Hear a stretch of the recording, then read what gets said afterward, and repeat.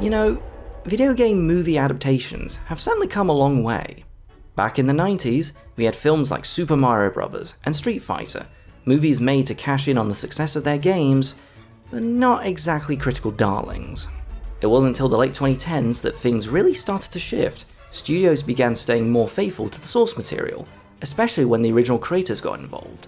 But before the likes of Arcane and The Last of Us, there was one highly overlooked video game adaptation that no one talks about.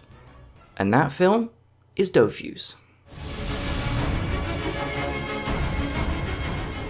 But what the hell is Dofus, I hear my English-speaking audience ask? Dofus is a French tactical MMORPG that takes place within the colourful fantasy world of 12. And I have never played it. I haven't read the comics, watched the shows, or touched any of the other media either. But after seeing today's film, I might just have to. Now, as always, I'll be judging this movie on its own merits. Like Arcane, it tells a self-contained story, no prior knowledge required. Well, mostly, but we'll get to that later. A couple of quick notes before we move on. Since there's no official English dub, I'll be using footage of the original French version. Anytime the characters speak, I'll include subtitles on the screen. Also, excuse the French accent I might use when pronouncing some of the names, it's surprisingly hard not to. The story takes place in the city of Bonta, where a young boy named Joris lives a quiet life with his adoptive father, Cherubim. But when a powerful figure known as Julith returns, Joris, along with a ragtag group of unlikely heroes, is swept into a quest to find the ivory Dofus. A Dofus is an elemental egg that contains the soul of a dragon. This device is the only thing that can possibly counter Julith's own source of power, an ebony Dofus. They must reach the Dofus and stop Julith before she can set her sinister plan in motion. The film was made by the French studio Ankama, the company that made the original game, and it serves as a midquel taking place between the Dofus game and its sequel, Wakfu. Before its creation, along with the games, they made a handful of TV shows, including an adaptation of Wakfu and Treasures of Cherubim, the latter taking place before the film. Released in 2016, this was their first feature-length movie after several years of development. Sadly, despite being well received in France upon its release, there wasn't much promotion internationally, and with a budget of roughly $8.6 million, it was a box office failure, overlooked outside of the company's fan base. I have to admit, this is easily going to be one of the hardest films to review, not because there isn't much to say or I dislike the film, quite the opposite in fact, but because I want people to experience this film for themselves without any major spoilers. I'll do my best not to reveal any of the biggest plot points or character moments. So with all that out of the way, what's good about the film? Well, just look. Look at it! Look at it! Look at it! The animation is amazing. No matter what I say, it can never do it justice. Ankama is known for primarily using hand-drawn flash animation in their games and TV shows. It also seems to be the case here, but I never would have believed it at first glance. They certainly had a big budget increase, and they surely take advantage of that with every single frame. Look at these angles, look at these big reactions from the characters. Even the backgrounds have an almost storybook feel with so much painted depth and detail without feeling overwhelming or contrasting too much with the characters in the foreground. Every frame feels like a living, breathing work of art. It really is quite astonishing how far they pushed the boundaries of what they were capable of achieving with flash animation. To go from this to this, and yet still manage to maintain its distinct art style, is really impressive. The look of the film, as well as most of Ankama's projects, was heavily inspired by anime, from the sharp silhouettes, big expressions, dynamic poses, and especially during the action sequences. These are the highlights of the film. They're animated with such smooth fluidity, yet you feel the impact of every hit. They're intense and fast-paced, yet they're easy to follow thanks to some amazing storyboarding and staging. The camera guides the viewer, sucking them into the choreography without feeling disorientated. But of course, their great strength is conveying the tone that matches what the characters are feeling. They can range from intense to even comedic.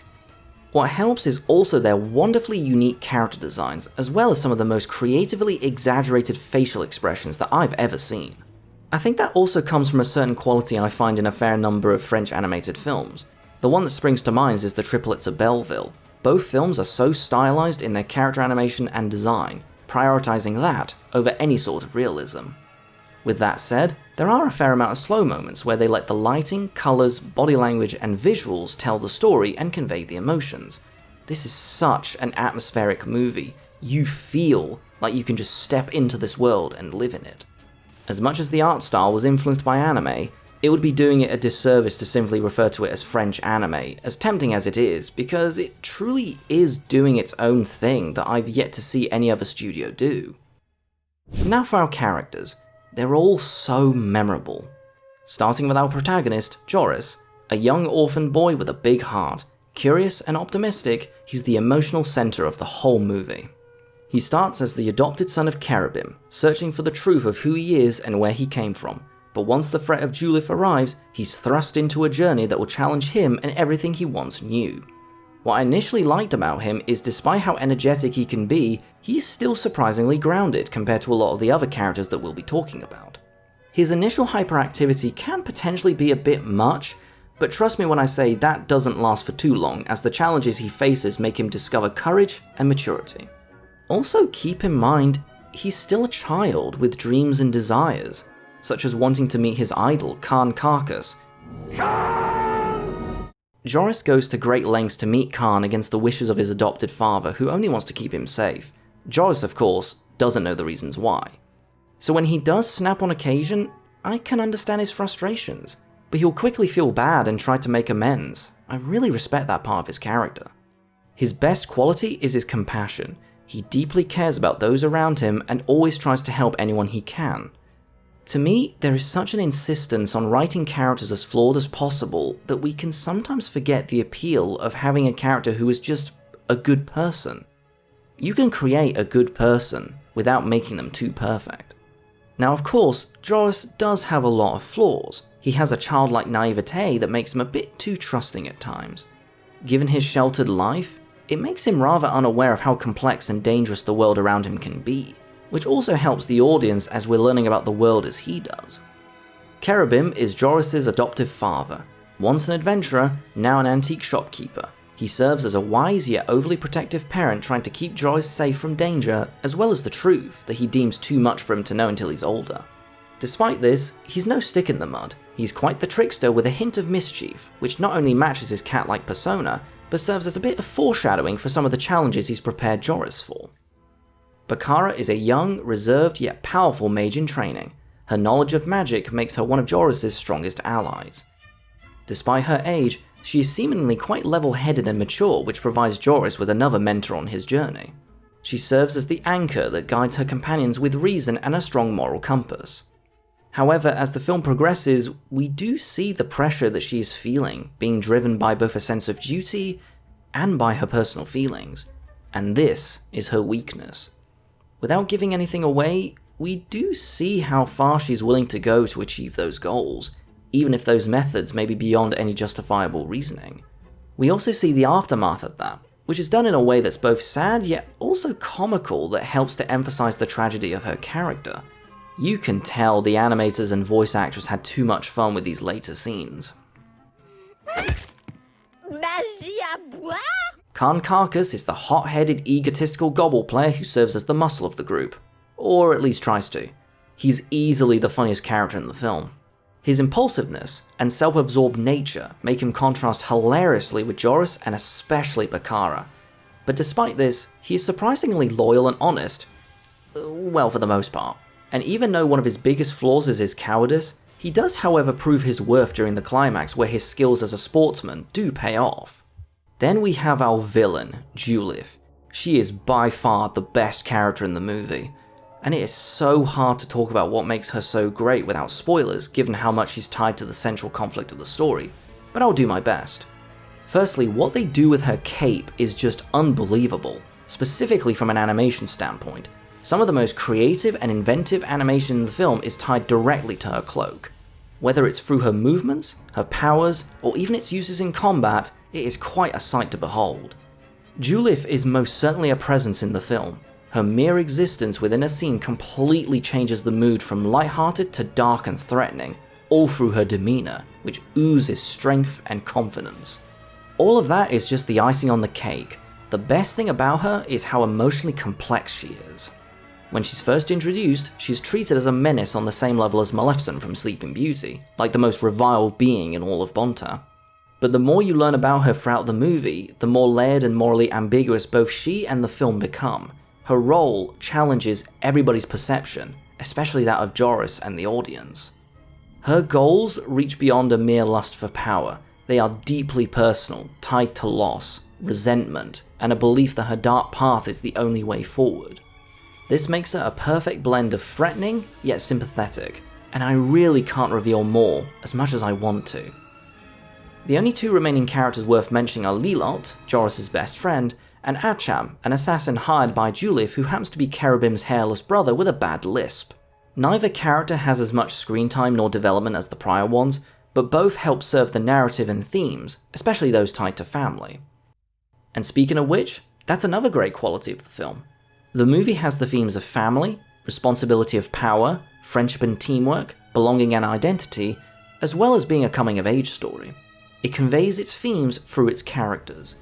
Joris's search for identity creates tension and emotional stakes where he learns the difference between where we come from and the family we choose, while Cherubim's overprotectiveness shows how love can both shelter and limit us.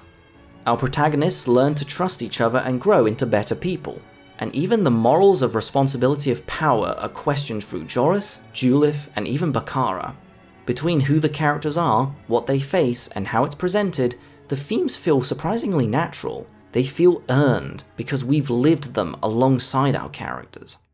The music is also really, really good. Guillaume Houzet's score perfectly matches the film's tonal shifts, from light and playful to tense and brassy. It contributes to helping you feel drawn into this world. I sadly don't have much to say about it other than it's an underrated soundtrack. Of course, as much as I want to praise the movie to heaven and back, there are naturally some things worth criticizing. Firstly is the pacing. It's funny how that seems to be a common criticism I have with most of the films I talk about. The difference is usually that they are too slow with scenes either being added in or stretched out to pad out the film's length. Here it's the opposite. Watching the film again, I found that at times it feels a bit too fast-paced, with some significant moments not getting the right amount of screen time to really sink in. All the characters go through big emotional beats, but some feel more rushed than others, especially with characters like Acham. That's not to say it doesn't have its slow moments, it certainly does, but some scenes could have been lengthened just the tiniest bit to leave more of an impact than it already does. The runtime isn't especially long nor too short, at about an hour and 40 minutes. It could have benefited from a few extra minutes added. Another little thing they overuse is each major scene ends with a fade to black. You would think that would help slow things down, but instead it contributes to the film's fast pace. A scene will play and then end with a fade to black, which normally would give it some sense of closure, and then we suddenly fade into the next scene, making the flow of the scenes feel rushed. I didn't mention it before, but I enjoyed the humour in the movie. It still has its problems though, specifically with the sexual innuendos. The many, many sexual innuendos. Practically all of them involve Khan. Here's an example. Now I found that quite funny, matching the over-the-top style the film's going for, but it does contrast with the tone of the rest of the movie, which for the most part does have underlying dark and thematic elements in it, so I can see it being distracting for any newcomers. And on the subject of Khan, did I forget to mention there's a sort of romance between him and Bakara? Well, I'll mention it now, though I should probably rephrase it to sexual tension rather than a proper romance, since for the most part it is one-sided. I personally cannot stand the trope where two characters hate each other or it's one-sided, then they end up together. Now that might seem like a spoiler, but I will say that the resolution in a post-credits scene is pretty damn funny and makes the whole trope completely worth it to me. My biggest issue is more to do with the world itself. I can praise it till the end of my days for its look, imagination, creativity, colours, different races, and so on. I want to learn more about it. But sadly, it leaves so much to be desired. Obviously, I can just learn more about it through all the other media like the games, shows, and books, but I always like to know more through the story and characters without it feeling like needless exposition.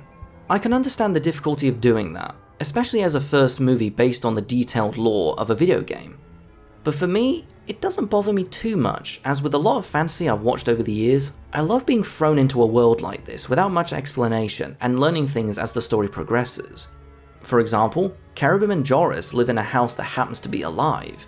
Then I learned that it's a house possessed by a demon named Lewis, and that's just a thing that exists in this world, and I love it. I didn't mention him as a character given that he's barely in the movie. In this case, it still gives just the right amount of information to keep me invested in both the plot and its characters. I would rather know exactly what the characters are going through emotionally and through the story, but not know too much about the world rather than the opposite.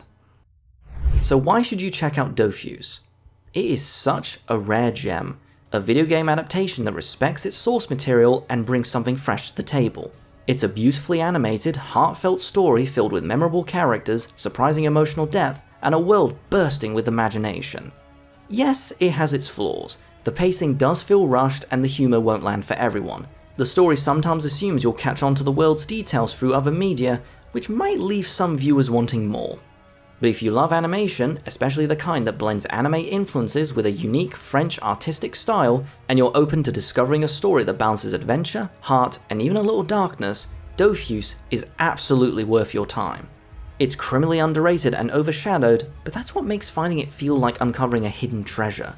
So go in with an open mind, leave your preconceptions about video game movies at the door, and immerse yourself in the colourful, captivating world of Dofus. Trust me, it's a ride you won't forget anytime soon.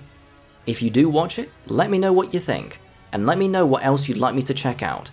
Thank you so much for watching, and don't forget to like and subscribe if you enjoyed this deep dive into one of gaming's most overlooked films.